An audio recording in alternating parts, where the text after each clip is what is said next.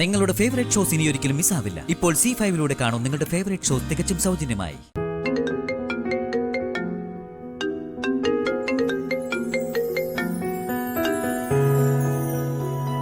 Hello അമ്മേ. മോനെ, മോന് സുഖാണോ? ആ സുഖ അമ്മേ.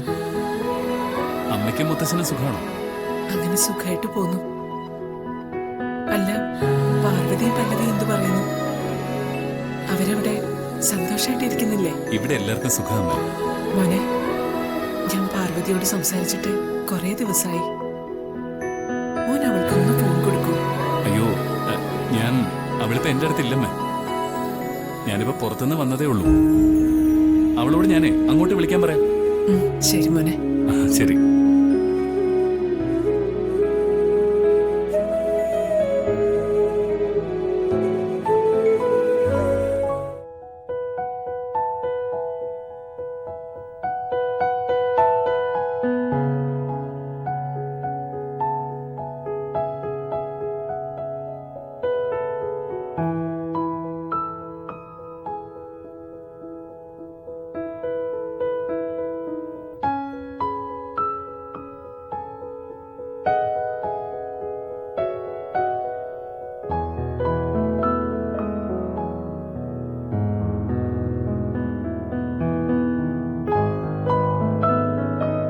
എന്താ സാർ ഇത്? എല്ലാത്തിനും ഒരു നേരവും കാലമൊക്കെ ഇല്ലേ? ഓ പിന്നെ ടൈം ടേബിൾ വെച്ചല്ലേ എല്ലാരും പ്രേമിക്കാൻ പോകുന്നത്. കുറുമ്പൻ.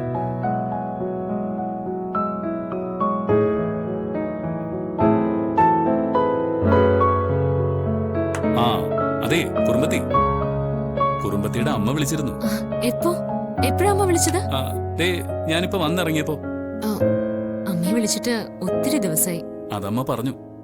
പരാതിയായിട്ടാണോ പറഞ്ഞേ? അല്ല, വിളിച്ചിട്ടും സംസാരിച്ചിട്ടും കുറെ നാളായി. ഒന്ന് സംസാരിക്കാൻ ഫോൺ കൊടുക്കാമോന്നൊക്കെ പറഞ്ഞു. ഞാൻ താഴെ വന്ന് ഇറങ്ങിയല്ലേ ഉള്ളൂ. അതുകൊണ്ട് തന്നെ അങ്ങോട്ട് വിളിപ്പിക്കാന്ന് പറഞ്ഞു. താൻ വിളിച്ചേ. എടോ, തനിക്ക് ഇടയ്ക്കിടയ്ക്ക് അമ്മയൊന്ന് വിളിച്ചൂടെ? വിശേഷങ്ങളൊക്കെ തിരക്കാമല്ലോ. ഞാൻ കരുതിയത് മിക്കവാറും താൻ അമ്മയെ വിളിക്കുന്നുണ്ടാവുന്ന. എന്താ താൻ വിളിക്കാതിരുന്നേ? അത് പിന്നെ ഇവിടുത്തെ ജോലി തിരക്കിനിടയില് വിട്ടുപോയി സാർ. ശരി, അതൊന്നും സാരമില്ല. ഇനിയെങ്കിലും അമ്മയെ ദിവസത്തിൽ ഒരു പ്രാവശ്യമെങ്കിലും വിളിക്കണം കേട്ടോ. അമ്മയുള്ളപ്പോഴേ ആ ഫോൺ കോളിന്റെ വിലയൊന്നും അറിയില്ല. ഇതൊക്കെ നിസ്സാരമായിട്ട് കാണരുത്. അമ്മയില്ലാതെ വരുമ്പോഴേ വിളിക്കാനും പറയാനും അമ്മയില്ലാതെ പോയതിന്റെ സങ്കടം തോന്നും. സാർ, എത്ര തന്നെ തിരക്കുണ്ടായാലും ഒരു 5 മിനിറ്റ് അമ്മമാർക്ക് വേണ്ടി മാറ്റിവെക്കണോടോ. ജീവിതത്തിൽ ഒട്ടുമുക്കാൽ സമയവും നമുക്ക് വേണ്ടി മാത്രം ജീവിച്ചവരല്ലേ അമ്മമാര്. മരണം വരെ അമ്മമാർക്ക് മക്കൾ എന്ന ചിന്തയുള്ളൂ. താൻ എന്നും വിളിക്കണം. ശരി സാർ, വിളിക്കാം. അമ്മ പറഞ്ഞു സാർ പുറത്തേക്ക് പോയി. മോളെ, കഴിഞ്ഞ ദിവസം പല്ലവി എന്നെ വിളിച്ചിരുന്നു. അവള് അമ്മയെ വിളിച്ചായിരുന്നോ? എന്നിട്ട് അവളത് എന്നോട് പറഞ്ഞില്ലല്ലോ. അവള് പറയാൻ വിട്ടുപോയതായിരിക്കും. വെറുതെ വിളിച്ചതാണോ? അല്ല, മുത്തശ്ശനോട് പറഞ്ഞ് അവളുടെ ശാന്തി മുഹൂർത്തം കുറിപ്പിക്കണം. അതിനുവേണ്ടി വിളിച്ചതാ. എന്നിട്ട് മുത്തശ്ശനത് കുറിച്ചോ? ഇല്ല മോളെ, അങ്ങനെ പെട്ടെന്ന് ശാന്തി മുഹൂർത്തം കുറിക്കാൻ പറ്റില്ല. അതെന്താ? ശാന്തി മുഹൂർത്തം കുറിക്കുന്നതിന് എന്താ തടസ്സം? തടസ്സമുണ്ട് മോളെ. പാരമ്പര്യമായി നാഗദോഷം അനുഭവിക്കുന്ന തറവാട് നമ്മുടേത്. ആ നാഗദോഷം ഒരു പരിധി വരെയെങ്കിലും മാറാതെ ശാന്തി മുഹൂർത്തം നടത്തിയ, അതിനുശേഷം വിപിനും പല്ലവിക്കും കുഞ്ഞുണ്ടായ, അത് അത് അത് നിനക്ക് ആപത്താ മോളെ.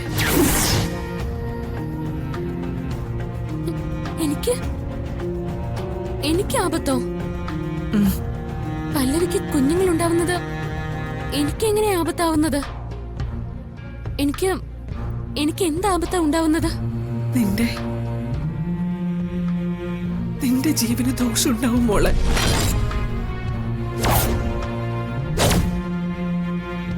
പല്ലവിയുടെ ജാതകം പരിശോധിച്ചിട്ട് ശാന്തി മുഹൂർത്തം കുറിക്കാൻ പറ്റില്ലെന്ന് പറഞ്ഞ് മുത്തശ്ശൻ അത് മാറ്റിവെച്ചപ്പോ ഞാനതുമായി മറ്റൊരു ജോത്സ്യനെ പോയി കണ്ടു. ആ ജോത്സ്യന് എന്നോട് ഇത് പറഞ്ഞത്. ജോത്സ്യം പറഞ്ഞത് മുത്തശ്ശി സമ്മതിക്കുകയും ചെയ്തു. ആദ്യം നാഗദോഷം മാറ്റണം. അതിന് നാഗപഞ്ചമി ദിവസം വരെ കാത്തിരിക്കണം. നാഗപഞ്ചമി ദിവസം ദോഷപരിഹാര ക്രിയകൾ ചെയ്യേണ്ടത്. അതുവരെ പല്ലവിയും വിപിനുമായിട്ടുള്ള ശാന്തി മുഹൂർത്തം നടക്കാൻ പാടില്ല. ഞാനിതെങ്ങനെ പല്ലവിയോട് പറയും? അവളുടെ സ്വഭാവം നിനക്കറിയാലോ.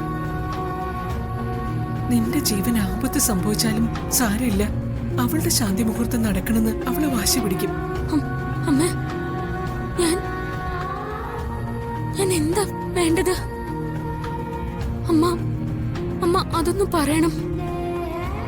പല്ലവിക്ക് വേണ്ടി ഞാൻ എന്തും ചെയ്യാം. എനിക്ക് നീയും അവളും ഒരുപോലെയാ.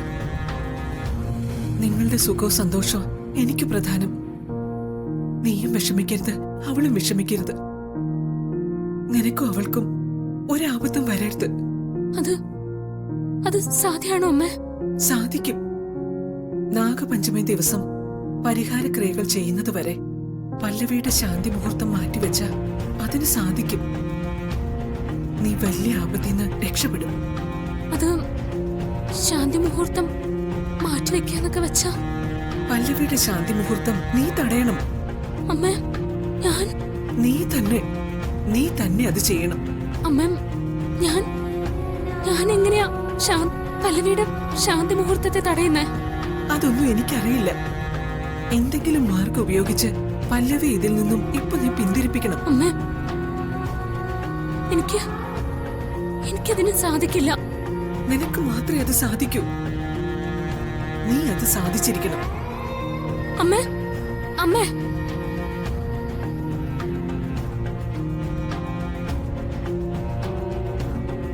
അമ്മ എന്തൊക്കെ പറഞ്ഞത്? എനിക്കൊന്നും വ്യക്തമായില്ലല്ലോ. പല്ലവിയുടെ ശാന്തി മുഹൂർത്തം എനിക്കെങ്ങനെയാ തടസ്സപ്പെടുത്താനാവുന്നത്? ഇത് വല്ലാത്തൊരു ധർമ്മസങ്കടായി പോയല്ലോ എന്റെ ഭഗവതി. ഇനി ഞാൻ എന്താ ചെയ്യാ?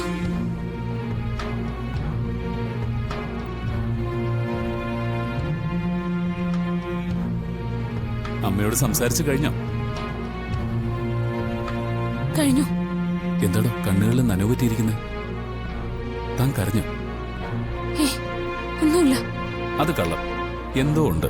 ഒന്നുമില്ല സർ. അമ്മയ്ക്ക് അവിടെ വല്ല പ്രയാസമുണ്ടോ? ഇല്ല. എടോ, നമ്മൾ നമ്മുടെ കുഞ്ഞിന് വേണ്ടിയുള്ള പരിശ്രമത്തിലാണെന്ന് താൻ അമ്മയോട് പറഞ്ഞു? അത് ഞാൻ പറഞ്ഞില്ല. ഞാൻ പിന്നെ വരാം സർ.